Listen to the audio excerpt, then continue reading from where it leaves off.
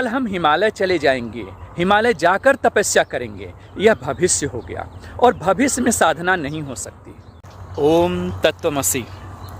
जीवन एक साधना है और जीवन में बहुत सारे जो हमारे लक्ष्य होते हैं जीवन का, या फिर व्यवहारिक सत्यों को, या फिर व्यवहारिक आवश्यक चीज़ों को प्राप्त करने के लिए उसमें हम जो भी लक्ष्य बनाते हैं, उस लक्ष्य की शुरुआत के लिए हम जहाँ पर हैं वहीं से हमें शुरुआत करनी होती है। हम कभी भी इल्यूजन में शुरुआत नहीं कर सकते।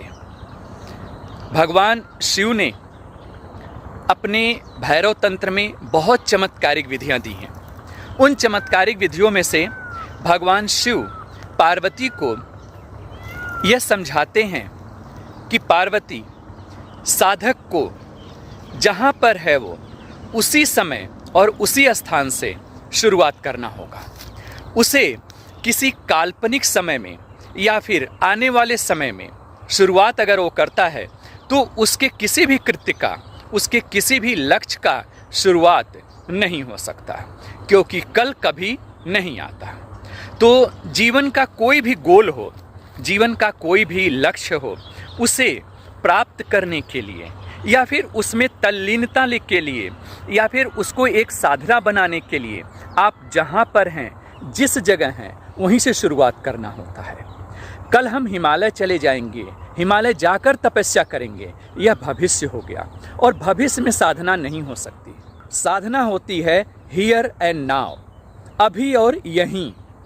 यहीं रहने का तात्पर्य है कि जहाँ आपकी प्राण ऊर्जा अभी मौजूद है।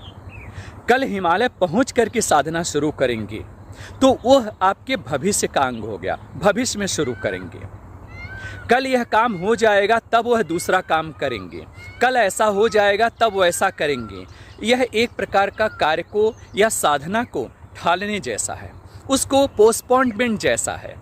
तो टाले नहीं किसी चीज़ को। इस तरह से आप जहाँ पर हैं उसका रियलाइज करें और वहीं से शुरुआत करने की कोशिश करें।